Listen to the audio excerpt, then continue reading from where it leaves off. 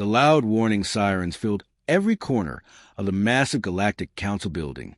The sound bounced off the crystal walls and made everyone inside feel nervous. Ambassador Kythera stood at the center of the Great Hall, her blue skin looking even paler than usual. Her 4 arms shook as she held the datapad containing the worst news the galaxy had heard in decades. Around her, representatives from hundreds of different worlds sat in floating chairs that formed a giant circle. Some looked like tall, thin trees with glowing eyes. Others resembled walking jellyfish or giant insects. But they all had one thing in common right now. They were scared. For 300 long years, the Zephyrian Empire had been like a terrible storm moving through space. They would arrive at peaceful planets with their huge black warships, demand total surrender, and if anyone said no, they would destroy everything. Entire civilizations had been erased from existence. Billions of innocent people had died or been turned into slaves. The Zephyrians were not just cruel. They were smart about being cruel. They had the best technology in the galaxy. Their ships could travel faster than anyone else's. Their weapons could crack planets in half. Their soldiers wore armor that made them nearly impossible to kill. Worst of all, they enjoyed what they did. They didn't conquer worlds because they needed resources or space. They did it because they liked watching others suffer. "They found Earth," Kythera said, her voice barely above a whisper. But in the dead silence of the chamber, everyone heard her clearly. Earth, the small blue and green planet that nobody had really paid much attention to until recently. It was way out on the edge of the galaxy, far from the important trade routes and political centers. The Galactic Council had only made first contact with Earth about 20 cycles ago, which was practically yesterday in galactic terms. The humans living there seemed nice enough, if a bit strange. They were one of the few species that looked almost exactly alike, with just minor differences in skin color and height. Most species in the galaxy had evolved into many different forms, but humans all had the same basic shape. 2 arms, 2 legs, 1 head, and those weird little eyes that seemed to see everything. When the Council first met humans, they seemed primitive but friendly. Their technology was hundreds of years behind everyone else. They had only just figured out how to travel between nearby stars, and their fastest ships were slower than galactic garbage trucks. They still use explosive chemicals to power their weapons instead of plasma or energy beams. Some council members had even laughed at how backward they were. But humans were curious about everything. They asked a million questions about other species, about technology, about history. They wanted to learn and seemed excited to be part of the galactic community. The Council had classified them as a developing species and put them on the list of worlds to check on every few hundred years. Now, that list didn't matter anymore. Council member Vorthake, who looked like a giant purple octopus, raised one of his tentacles. "How did the Zephyrians find them so quickly?" he asked. "Earth is in a remote sector. Our own survey teams needed special navigation equipment to locate it." Kythera's 4 arms moved nervously as she explained. "Our intelligence suggests they've been systematically mapping every star system in that region. They're not just conquering randomly anymore. They're being thorough. They want to make sure no world escapes their notice." The implications hit everyone at the same time. If the Zephyrians were mapping remote sectors, nowhere was safe anymore. Every hidden world, every peaceful colony, every species that had tried to stay out of galactic politics, they were all potential targets now. "What's Earth's military strength?" asked Ambassador Zilf, a crystalline being whose voice sounded like wind chimes. Kythera checked her datapad, and her expression grew even more grim. "According to our last survey, they have approximately 12,000 military spacecraft. Most are designed for system defense only. They can't even travel to other stars. Their largest warship is about the size of one of our civilian transport vessels." A collective sigh filled the chamber. 12,000 ships sounded like a lot until you realized that the Zephyrian Empire had conquered the Altarian Republic, which had over 50,000 advanced warships. The Altarians had lasted exactly 6 days. "How long do we estimate Earth will survive once the Zephyrians arrive?" Someone called out from the upper levels of the chamber. Kythera didn't need to check her datapad for this answer. "Best case scenario, assuming they try to fight back instead of surrendering immediately, maybe 18 hours, probably less. The chamber fell quiet again. 18 hours. An entire species, an entire world's history and culture, would be gone in less than a day. It had happened so many times before that the procedure was almost routine now. Send a warning message to the doomed world. Offer take any refugees who could escape in time. Record their cultural database for the Galactic archives. Then wait for the inevitable news that another civilization had been erased forever. But something felt different this time, though nobody could quite put their finger on what it was. The massive doors of the Galactic Council chambers slid open with a soft hiss, and 3 humans walked in. But something was immediately wrong with this picture. Every other species that had ever entered these chambers for the first time had looked around in wonder at the floating seats, the crystal walls that reached up into the clouds, and the hundreds of alien beings gathered in the great circle. They usually stumbled a bit, overwhelmed by the sheer scale and strangeness of it all. Not these humans. Ambassador David Walsh strode into the chamber like he owned the place.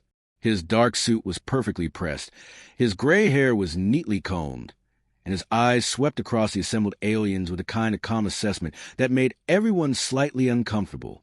Behind him, General Lisa Brooks wore a simple military uniform with no decorations or fancy medals, but she carried herself like someone who had seen real combat. Her gaze moved methodically around the chamber, noting exits, defensive positions, and potential threats with the automatic precision of a professional soldier. The third human, Dr. Robert Chun, stayed quiet, but his eyes were constantly moving, studying everything with the intensity of someone taking notes for a test he couldn't afford to fail. What struck the council members most was how the humans moved. Every other species they'd met had evolved from prey animals, creatures that had survived by hiding, running, or working together in large groups. But these humans moved like hunters. Their eyes focused forward instead of darting around nervously. Their steps were measured and deliberate. Even when they were standing still, they seemed coiled and ready for action. "Thank you for agreeing to meet with us," Walsh said, his voice carrying clearly through the vast chamber without any electronic amplification. "We understand there's a situation we need to discuss." Kethera, still shaken from delivering the grim news about the Zephyrian threat, gestured with 2 of her 4 arms. "Please, take a seat anywhere you're comfortable." The humans remained standing. "We prefer to hear what you have to say first," General Brooks said simply. Her tone wasn't rude, but it wasn't particularly friendly either. It was the voice of someone used to making quick decisions based on incomplete information. So Kethera explained everything. The 300-year reign of terror, the conquered worlds, the enslaved populations, the unstoppable war machine that was the Zephyrian Empire. She described their advanced technology, their massive fleets, their brutal tactics. She showed holographic displays of destroyed planets and refugee camps, filled with survivors from dozens of different species. Through it all, the humans listened without interrupting. They didn't gasp in horror at the images of destruction. They didn't ask for clarification about technical terms. They just absorbed the information like soldiers receiving a mission briefing. When Kethera finished, the chamber fell silent. Usually at this point, newly contacted species would start asking about evacuation procedures or whether the council could provide protection. Some would break down crying. Others would deny that such a thing was possible. Instead, Ambassador Walsh smiled. It wasn't a happy smile or a nervous smile. It was a kind of smile that made several council members shift uncomfortably in their floating seats. "So let me get this straight," he said, his voice still perfectly calm. "They've conquered 300 systems, enslaved billions of people, and now they're coming for us?" "That's correct," Kethera replied, confused by his reaction. "How big is their main fleet?" The question caught everyone off guard. Kethera blinked her large eyes several times. "I'm sorry. Their main fleet? How many ships? What classes? What kind of firepower are we talking about?" General Brooks stepped forward. "What's their typical invasion pattern?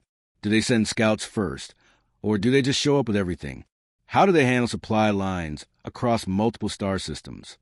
Dr. Chin finally spoke up. "What about their ground forces? Armor capabilities? Air support? Do they have experience fighting in different atmospheric conditions?"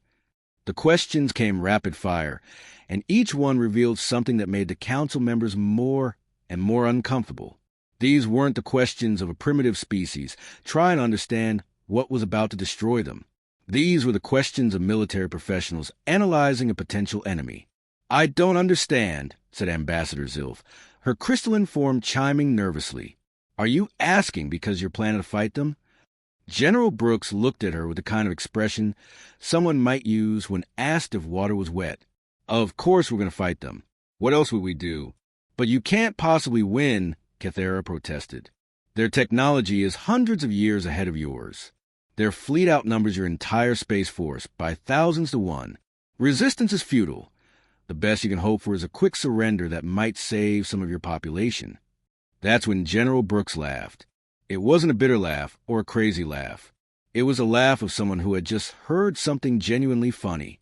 She looked around the chamber at all the alien faces staring at her in shock and confusion.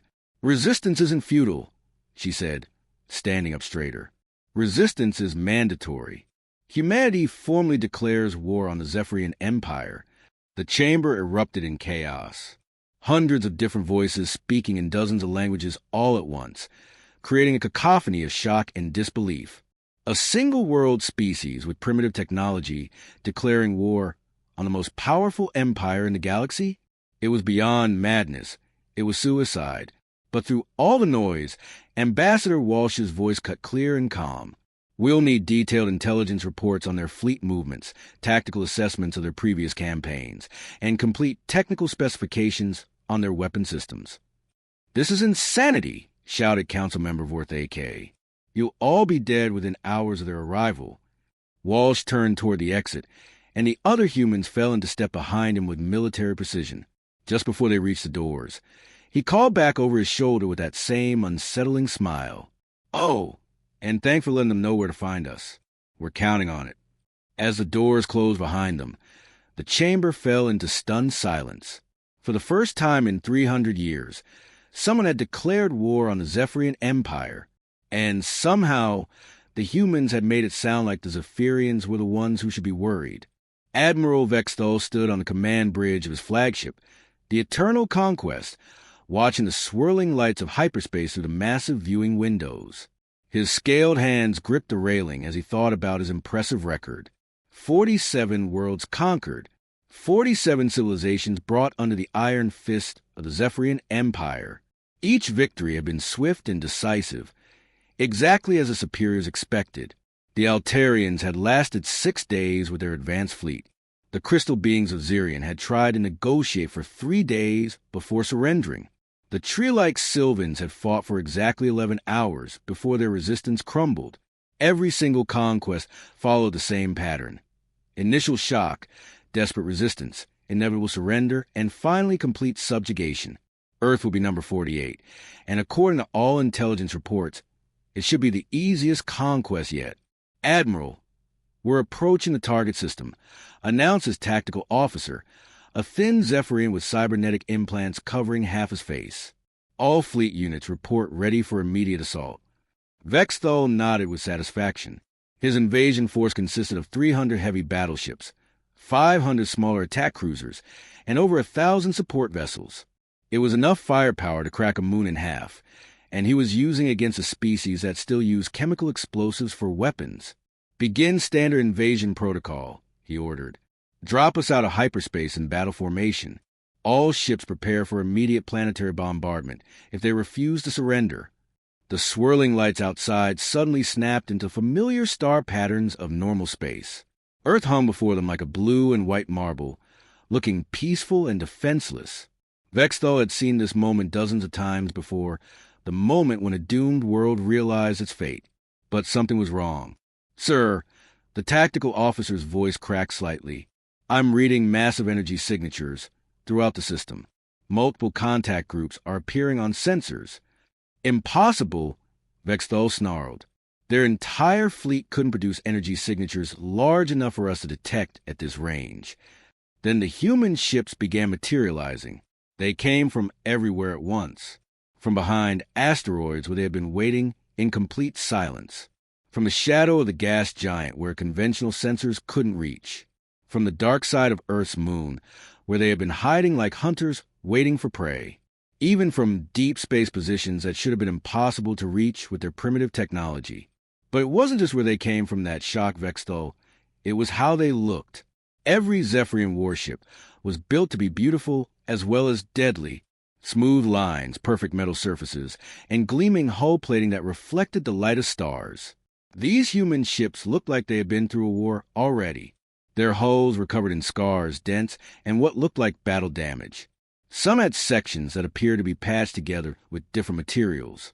Others had burn marks and scoring that suggested they had survived explosions that should have destroyed them. "Sir, those ships," the tactical officer whispered. "Some of them are reading as newly constructed, but they look like ancient warships." "It doesn't matter how they look," Vexthal snapped, though he felt a strange uneasiness growing in his stomach. "Begin the attack. All ships, open fire." The space between the two fleets lit up with weapons fire. Plasma beams and energy torpedoes streaked across the darkness, while the human ships responded with their primitive projectile weapons and chemical explosives.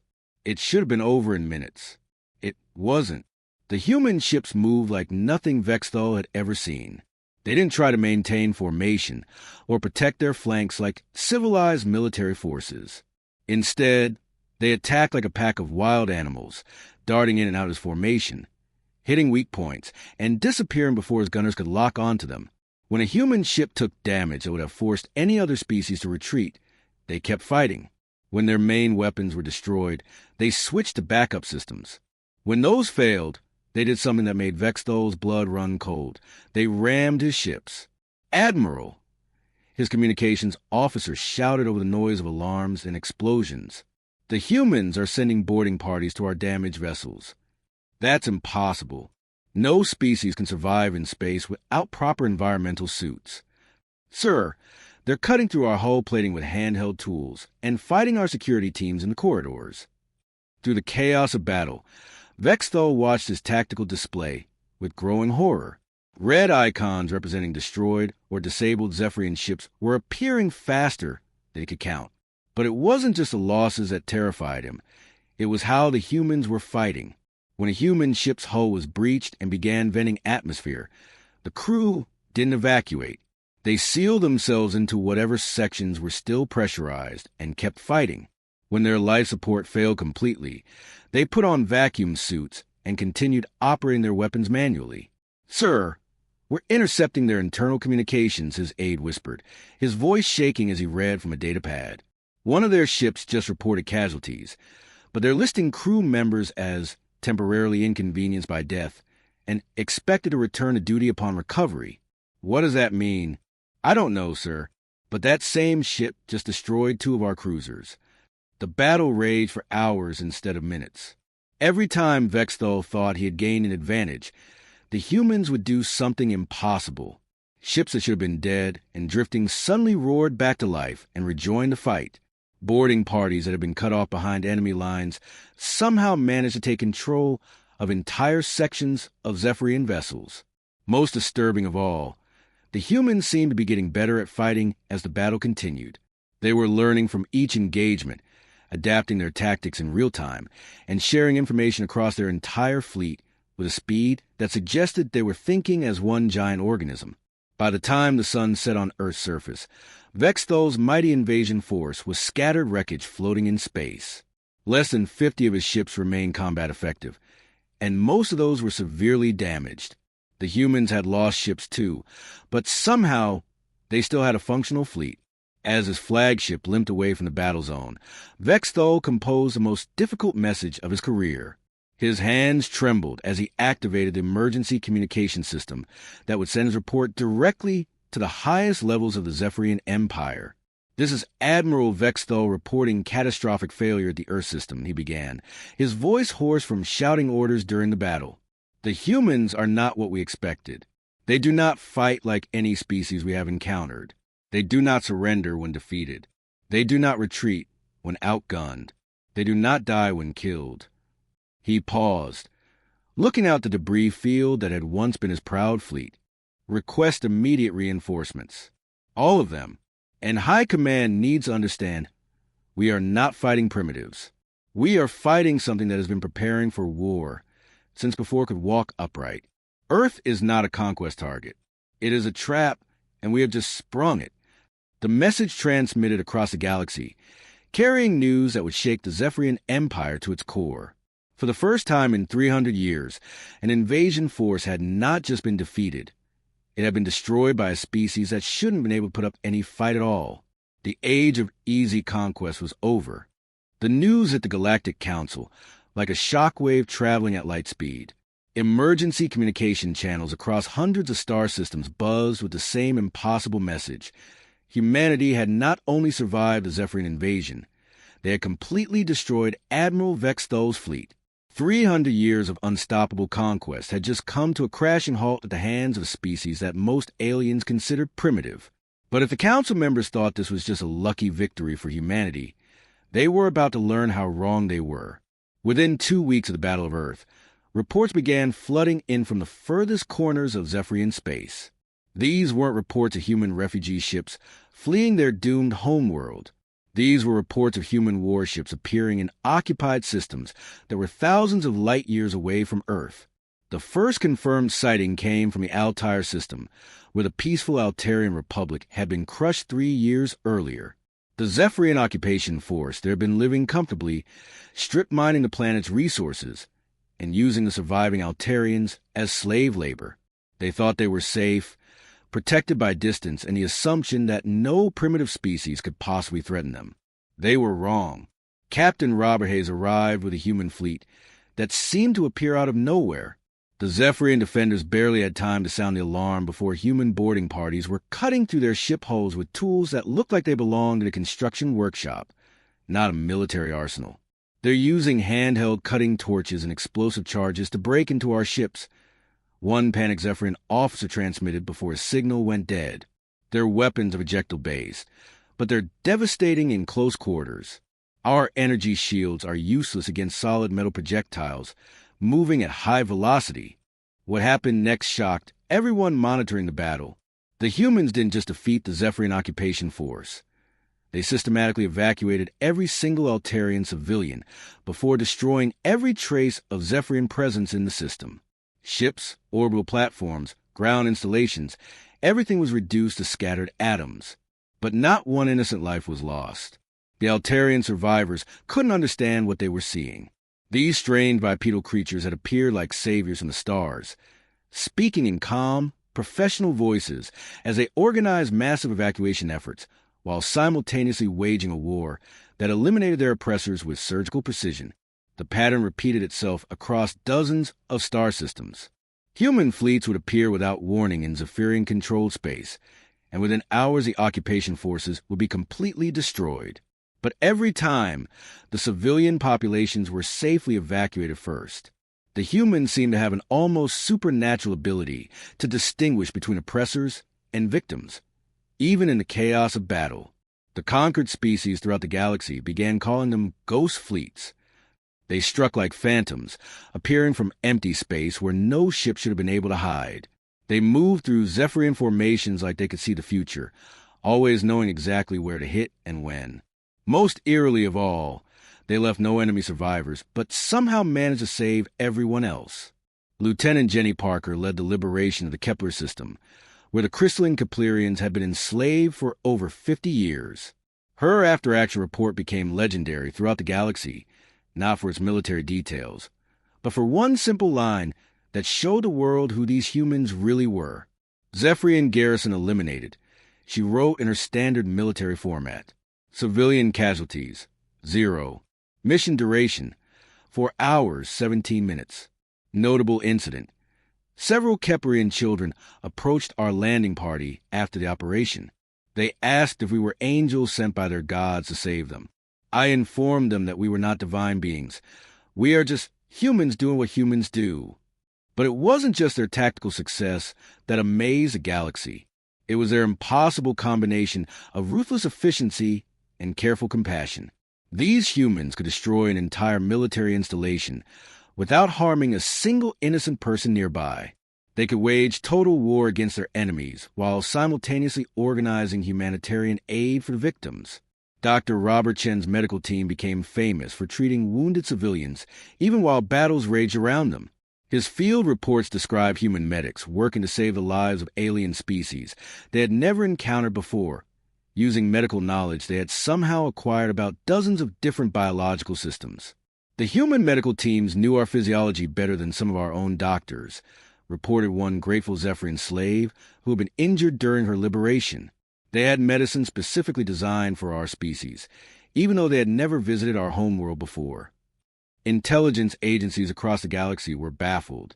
How were the humans moving so quickly between star systems? How did they know exactly where Zephyrian forces were stationed? How had they learned so much about alien biology, technology, and military tactics in such a short time? The answer came from intercepted human communications that revealed something that chilled military analysts to the bone. The humans weren't just fighting a war. They were fighting dozens of wars simultaneously across hundreds of star systems. Their fleets were coordinated with precision that suggested a single controlling intelligence, but their individual commanders showed creativity and adaptability that proved they were thinking independently. General Lisa Brooks' strategic planning had created something the galaxy had never seen before, a military force that combined the efficiency of a hive mind with the unpredictability of individual creativity. Every human fleet commander knew exactly what every other human fleet was doing, but each one was free to achieve their objectives using whatever methods worked best for their specific situation. The psychological impact on the Zephyrian Empire was devastating. For 300 years, they had been the predators, and everyone else had been prey. Now, suddenly, they were being hunted by something that moved faster, struck harder, and disappeared more completely than anything they had ever faced. Zephyrian military communications became increasingly desperate. Request immediate evacuation from Sector 7. One garrison commander transmitted.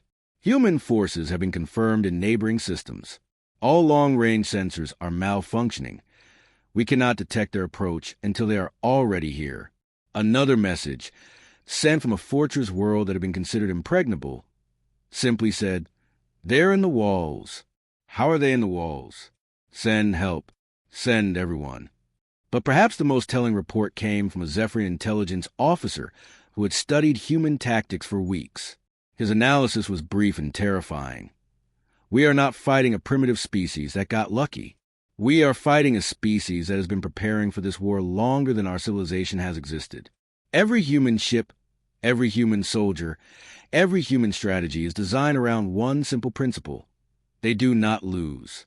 Ever. The end came faster than anyone thought possible. Across the galaxy, military analysts have been studying the human campaign against the Zephyrian Empire, trying to understand how a single world species could dismantle 3 centuries of conquest in less than 1 galactic year. The mathematics didn't make sense. The logistics were impossible. The coordination required should have taken decades to achieve. But somehow, humanity had done it anyway. Admiral Kate Sullivan's fleet approached the Zephyrian capital world of Dominion Prime, like a storm that had been building strength across 1,000 star systems. Behind her ships came the liberated fleets of dozens of species that had been freed from Zephyrian occupation. Altarians, Keplerians, Sylvans, and countless others now flew alongside human vessels in a massive armada that stretched across space like a metal constellation. But it wasn't the size of the fleet that made Zephyrian defenders tremble as they watched the approaching ships. It was the reputation that preceded them. Every garrison commander in the galaxy had heard the stories by now. Human fleets that appeared from nowhere, boarding parties that fought with primitive weapons but impossible determination, liberation forces that could distinguish between oppressors and victims with surgical precision. The Zephyrian High Command had spent months trying to find a defensive strategy that would work against humanity. They had studied every battle, analyzed every human tactic, and consulted with their best military minds. The conclusion was always the same. There was no defense against an enemy that didn't follow any recognizable rules of warfare. When Admiral Sullivan's fleet reached the outer edge of the Dominion system, they found something unprecedented in Zephyrian history. The mighty fortress world that had served as the Empire's capital for centuries was broadcasting a surrender signal. Attention human forces, came the transmission from Dominion Prime. The Zephyrian Empire formally requests terms of surrender. We are prepared to negotiate the complete withdrawal of all military forces from occupied territories. Admiral Sullivan's response was broadcast on all frequencies so that every ship in the system could hear it. There are no negotiations. There are no terms. You will surrender unconditionally, or you will be removed from existence. You have 1 hour to decide. 60 minutes later, the once mighty Zephyrian High Command was being loaded onto human transport ships in restraints that looked almost primitive compared to their advanced technology. But those simple metal bonds held beings who had commanded the most powerful military force in the galaxy just hours earlier. The journey back to the Galactic Council chambers took 3 days. During that time, news of the Zephyrian surrender spread throughout known space faster than any communication system should have been able to carry it. Entire sectors that had lived under the shadow of conquest for generations suddenly found themselves free. Slave world became independent again overnight. Species that had been considered extinct emerged from hiding places they had maintained for centuries. When the great doors of council chambers opened once again, the scene was dramatically different from humanity's first visit. Ambassador David Walsh walked in with the same calm confidence as before, but now he was followed by a procession that made every alien in the chamber hold their breath. The entire Zephyrian High Command shuffling behind him, their hands bound and their heads lowered in defeat. These were beings who had terrorized the galaxy for 300 years, and now they looked like broken prisoners being led to their judgment.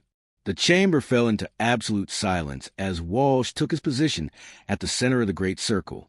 But this time, he didn't wait for permission to speak. He simply began talking, and his words carried the weight of absolute authority. The Zephyrian Empire no longer exists, he announced, his voice echoing off the crystal walls. Their military forces have been completely destroyed or scattered. Their occupied territories have been liberated. Their leadership stand before you as evidence that the age of conquest in this galaxy is permanently over. Council member Cathera, still struggling to process what she was seeing, raised one of her 4 arms. "What will happen to them?" she asked, gesturing toward the defeated Zephyrians.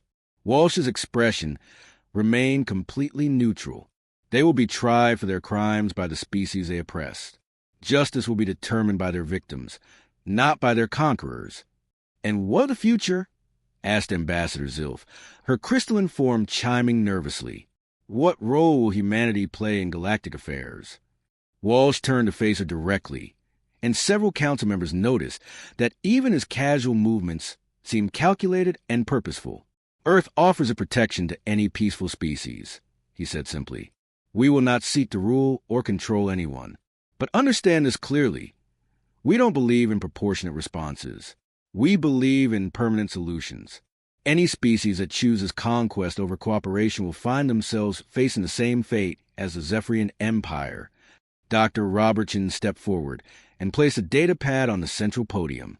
"We're sharing our complete intelligence files on Zephyrian technology, military tactics, and occupied territories with the Council," he said. "Every liberated world will need assistance rebuilding. Every freed population will need medical aid and resources.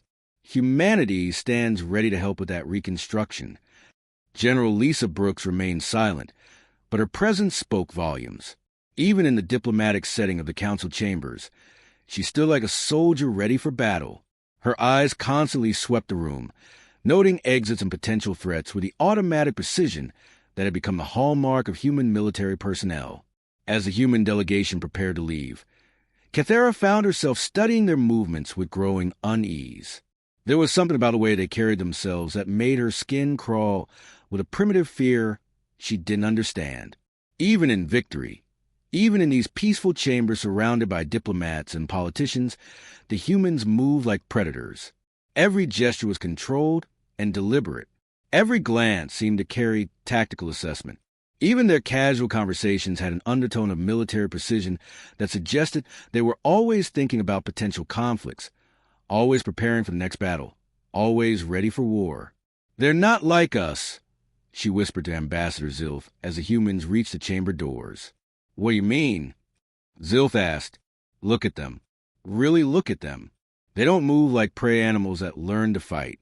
They move like something that was born to hunt." As if he had heard her whispered comment, Ambassador Walsh paused at the threshold and turned back to face the assembled council. His smile was polite and diplomatic, but there was something behind his eyes that made every alien in the chamber feel like they were being evaluated as either a friend or a potential threat. "The galaxy spent centuries looking to the stars and wondering when you would meet your protectors," he said. "You just did. For every peaceful civilization in this galaxy, the nightmare is finally over. Sleep well, knowing that humanity stands watch." The doors closed behind the human delegation with a soft hiss, leaving the council chamber in stunned silence. Slowly, the reality of what had just happened began to sink in. The most dangerous predator species the galaxy had ever encountered had just declared themselves the protectors of peaceful civilizations everywhere.